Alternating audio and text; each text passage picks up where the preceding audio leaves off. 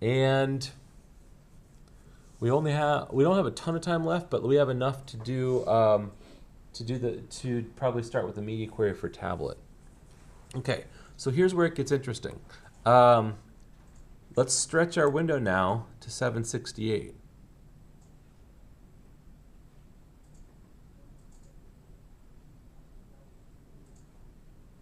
Trying to get it just right. All right, so here's 768, and here's what the page looks like on a tab. This is how the page would look on a tablet. And some of it's all right, but some of it could be better. You don't have to do things like this navigation this way if you're on a tablet, because you got enough width in your layout to deal with, right? So we're going to make some modifications to the layout and some other elements specific to a tablet.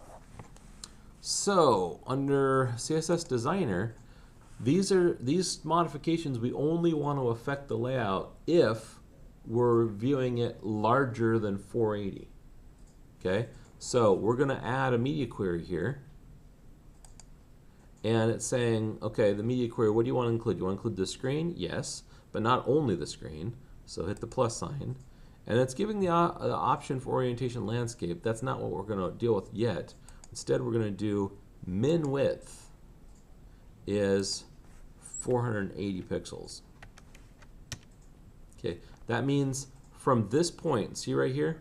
From this point on, it's going to pay attention to this in addition to this. Not instead of, but in addition, it's going to pay attention to this. Okay, so if my screen width is below 480 pixels, it's only going to do global. If it's above 480 pixels, it's going to do global and whatever I list here. Okay. So this is taking advantage of what they call decedents, which I can never say right. So decedents means that if you have more than one instance of a style declaration, the last one trumps the first one. So if I have something like, let's say H1, and we say font, family, Helvetica, and then font size 24 pixels. Okay, so if I have that if I had that first, and then I repeated myself and said H1 font size 16 pixels. So if I had both of those things in my style sheet in that order, when I view the web page, what does my H1 look like? What font is my H1? It is Helvetica. Oops, except I spelled it wrong, so it's nothing really. It is Helvetica. So even though I made no statement about Helvetica here, that's okay. It still will use whatever styles were not trumped, right? So Helvetica will still show what size is my H1. 16 pixels, because this trumps this. So if I state it here and then I restate it here, this portion and only this portion will trump this portion. But since there's nothing here to trump this, this still shows through. Okay, so they call that decedents. This is a descendant of this, and it's going to inherit any styles that are not trumped, but it's going to override any styles that are trumped. Yeah. Okay, so basically what we're doing when we're doing a media query is we're going to add in additional styles specifically to act as trumps to what came before it. Okay, so the first thing we're going to do is we're going to deal with this navigation. Okay, so the size and shape and color of the navigation box itself is fine. That we don't mind. But what we want to do is on the LIs, we don't want them to be block elements that each take up the entire width. We want them to line up together, right? So it's actually something you would do at the LI level. So we're going to add a selector, I guess I could have highlighted it first. If you highlight it first and then add a selector, it guesses what you want based on what you've highlighted, which keeps you from typing a few characters, which, hey, I don't want to burn unnecessary calories, so that works for me. All right, so click on that, and then under display, I can change this from block to inline, and now all of my items line up together. Okay, and I don't want this bottom border anymore, so under border, I can set it to, I want to set it to none, which I think I can do, but I can also set it to 0 pixels. Okay, and that'll make it disappear. And then, you know, what else is happening here? It looks like I've probably got some top or bottom margin that may not be the best, but I do want more padding so I can get more of the light gray bar above and below. So I probably will do that in nav, an actual nav. So I can set my nav with, oops, I just tried to, there it goes. I keep, the delay is freaking me out. There we go. So this nav right here, we can set some padding.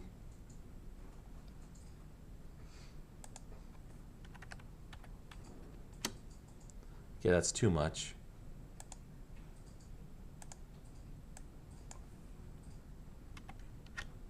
Okay.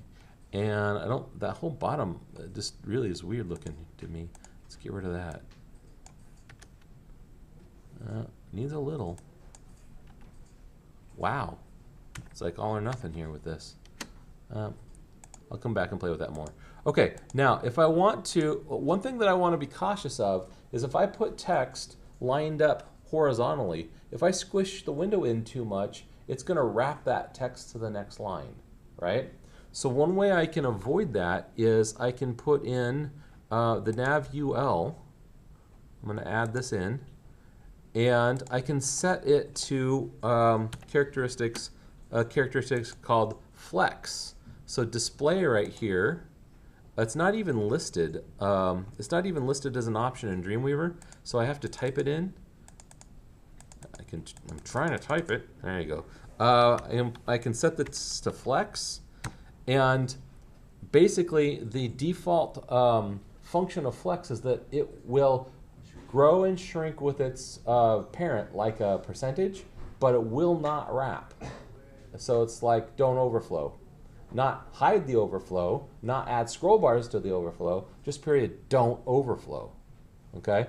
And then if I want to space out these LIs, just one sec. If I want to space out these LIs, I can go to LI and I can add in margin auto. And that'll space out the LIs across the page. So could I use overflow for, say, the navigation to have the different links shrink, like stack when I shrink the page and then grow when it expands to desktop? Make them stack and then don't make them stack. You don't get a lot of control over it that way. What I would recommend instead is make them block elements in the smaller view and then make them inline elements in the larger view. Because inline elements will stay on the same line and block elements will each take their own line. Okay. Yeah. Okay, so that's how you would do that that navigation if these were actual links. You know, each one of these would be hot. Okay. All right.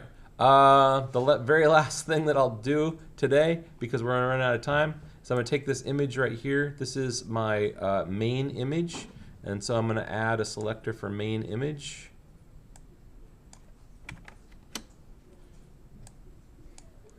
And I want to scale it down, so I'm going to set its width. Right now its width is set to, I think it's like 80 or 90%. So I'm going to set its width to smaller than that, like maybe 50%.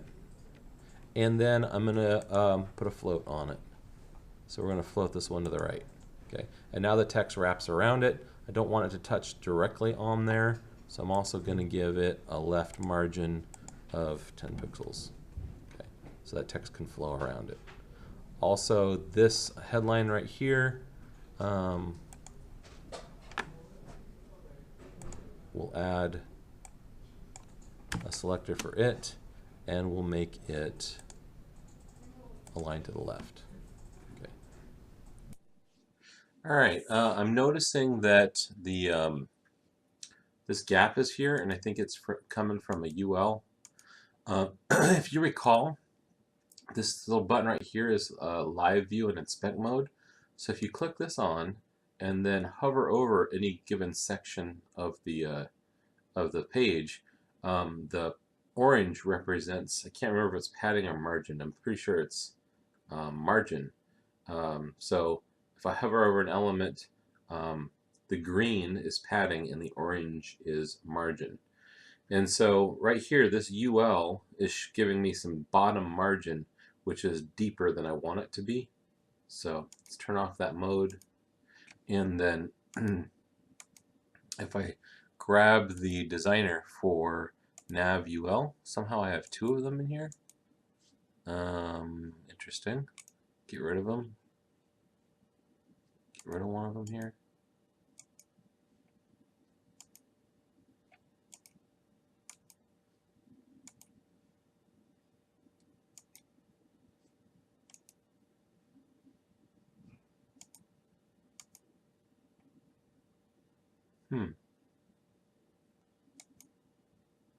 So one of them has the margin set, and the other one has the flex set. So that's why that's what got confusing here, is that this version of this is not going to have the appropriate margin set, right?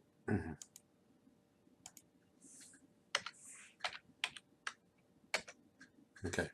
All right, so that got rid of it. I'm not sure why it didn't want me to delete one of those, but that's okay. Now they're both set, the margin set appropriately in both of them. Okay, now let's see. The other thing that I want to do, another thing, not the only other thing, but another thing that I want to do here is this header.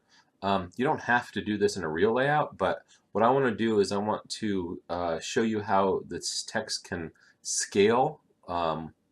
So I'm going to take my header, and so in my screen and min width, I'm going to add a selector for header. Okay, it chose the wrong thing here. And I can't tell if I'm in, yeah, this is where I want to be. All right, so I'm going to give more height to my header. I'm going to make it maybe, let's try 100 pixels, right? And then on the headline itself, this H1, we'll add a header H1 in here. I'm going to move both of these styles to the top of the list simply because I just like them to be in order of appearance here. So on this H1, what I want to do under type is under font size. One of the units of measures that's available that does not show up is actually VW. So let me just try something like 2.4 VW. Let me get in here so I can actually type. There we go. 2.4 VW. Okay, and actually my text got small, so that's not at all the size that I want. Let's try 24. That's way too large. Let's try 10. All right, 10's not bad. It's still a little bit big. Try 8. Okay. I have trouble, honestly, with understanding the sizing of this, why this is appearing the way it is. I'm going to settle for 6, and then I'm also going to add some, probably some top padding.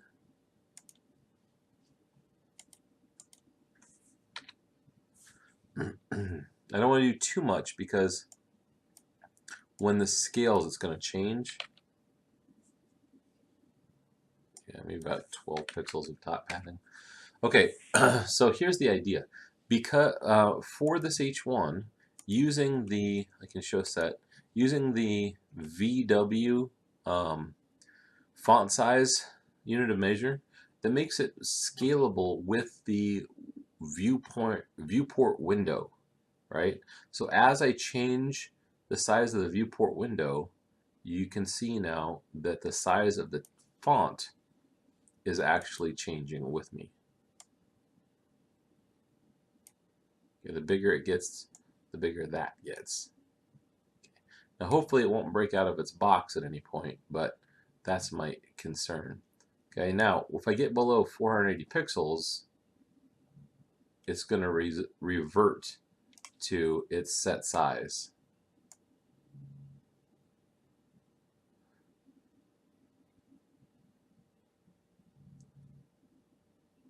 I'm just getting back to 768. All right, so that's the idea of VW. That's just a skill that I wanted you to see and use. It's to make the text scale. Just like you would have an image scale with a percentage, you can have your text scale with a VW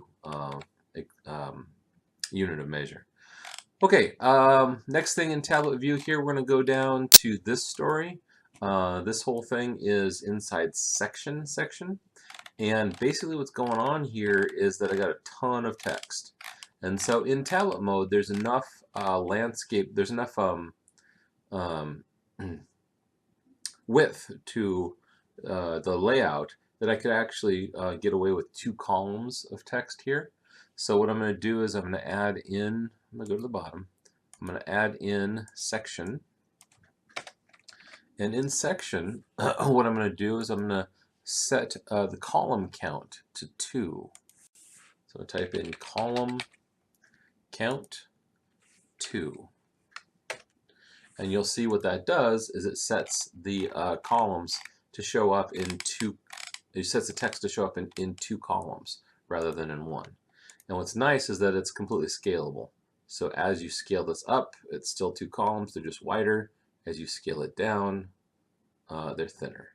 And it's still pretty darn readable until you get below 480, and that's when it pops into a single column. Okay, so that's cool. The one thing though is that I don't really want this headline to get shrunk. So I'm going to take this headline, which is the section H3, so I'm adding a selector for it. And I want to make this an exception. And I think it's column, let's see, column span, all. And that just means allow this to go the width of the column. Okay. One other thing is this paragraph, it wants to put a space in here. Trying to think about how to not allow the first one to do it, but the rest of them do it. And I think I could probably do that with a first child. So I'm going to add a selector, section P for paragraph.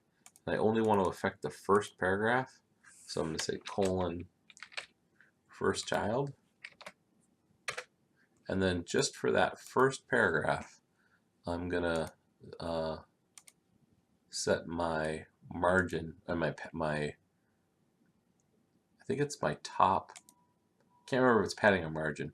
I'll set them both to 0.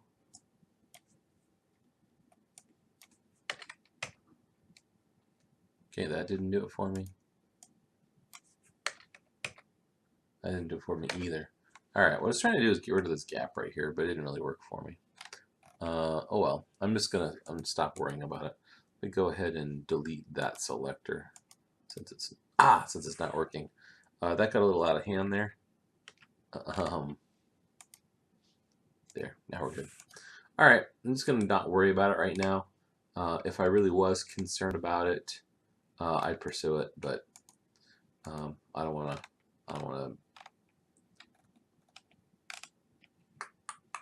Alright, let me try one more thing. Alright, I'm going to add section P. And let's say for all paragraphs, we set the top margin to 0 pixels. Okay, that did it. That took care of it. And we still have the gap between paragraphs because of the bottom margin. Alright, that was easy enough to deal with. Just forget about those first child business. Okay, cool. And it should still react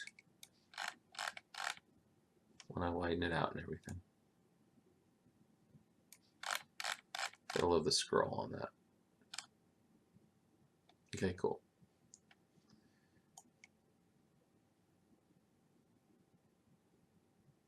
$768 is kind of what I'm trying to use to design, because that's going to be my breaking point for a tablet view.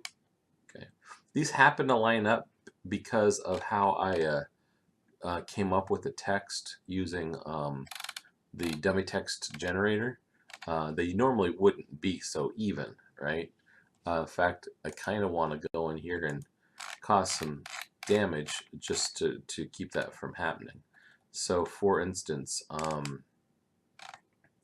if I take out a paragraph in the middle of this thing,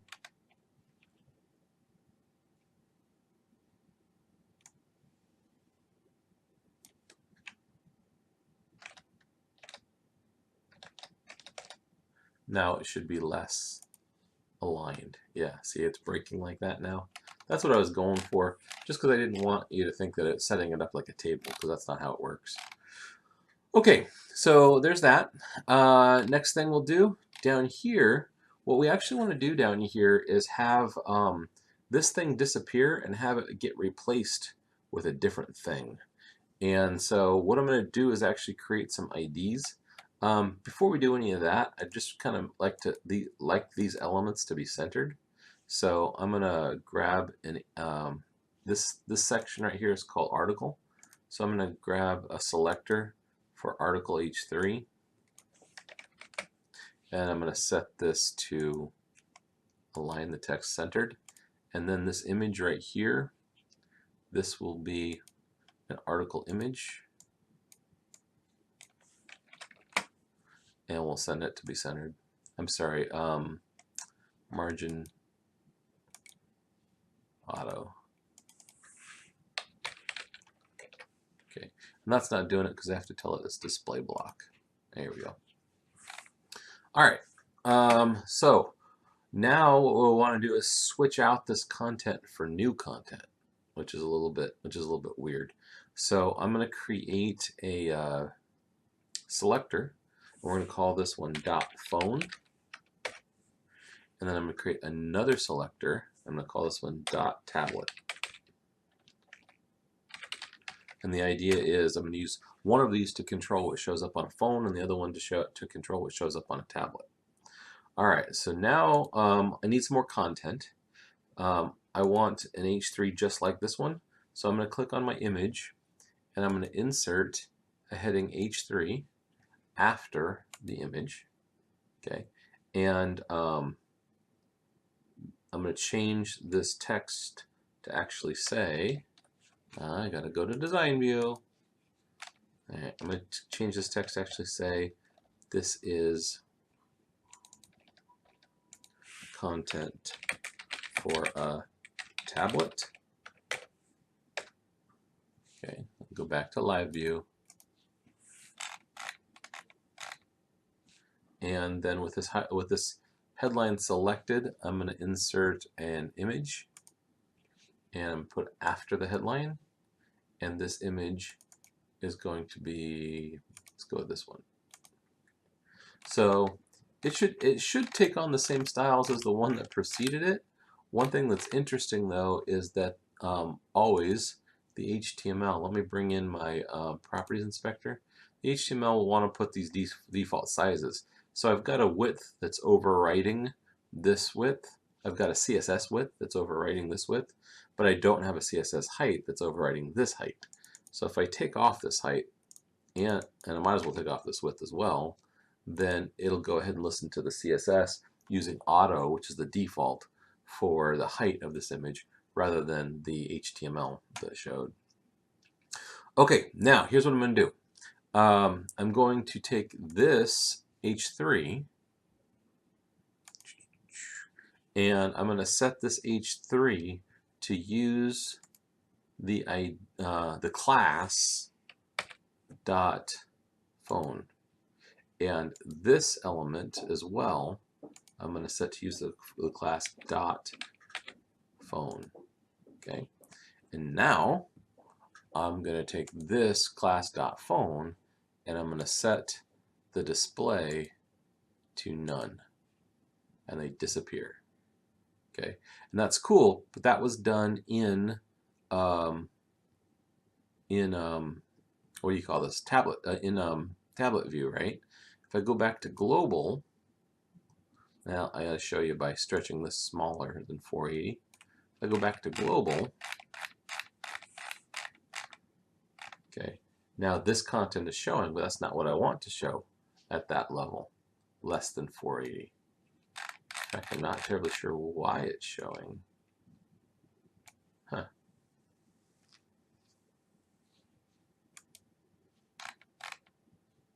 Oh, I put these, shoot, I put these in the wrong spot. Okay, so I apologize. This one that says .phone, I'm going to set this one to display block. Okay, this one that says .tablet, I'm going to set to display none. And then I have to, again, I'm in phone view here. I have to set this to .tablet and this to .tablet. Okay, so the idea here is that in phone view, this stuff shows. But then as I widen out to tablet view, now this one shows.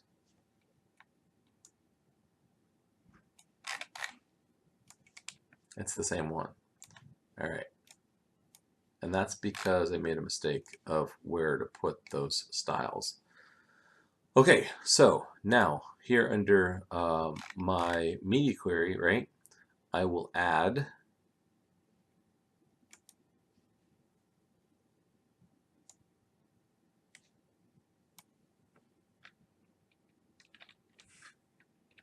.tablet, and I will set .tablet to display block. Okay, now these things show, and then I will add .phone, and I will set anything with .phone to none. Okay. So the moral of the story is, when I'm in a tablet mode, I see this stuff, and when I'm in phone mode, I see this stuff. Okay, cool.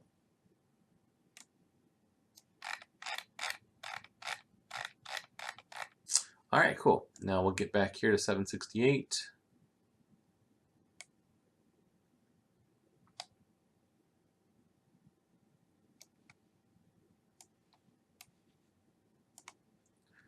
All of that is looking good. Okay, now if we make the assumption that we're going to be viewing this page now in a tablet, got a scroll bar I wasn't expecting. Where's that coming from? This internal scroll bar right here. Body.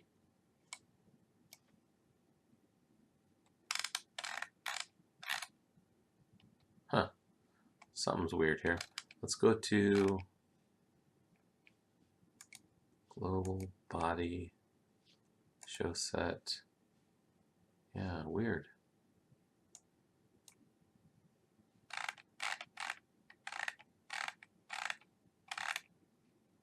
Okay. It's all right. Move forward. All right. So I guess the question is this right here. Do we want it to display as a link in tablet view? I'm almost going to say no, except that I know that if I take my phone and I turn it horizontal, now it's more than 480, and the phone number link can still activate as a link in my phone view. So I think for this view, I'm going to leave it alone. Okay. So I believe we've got all the pieces that I wanted to show for tablet view.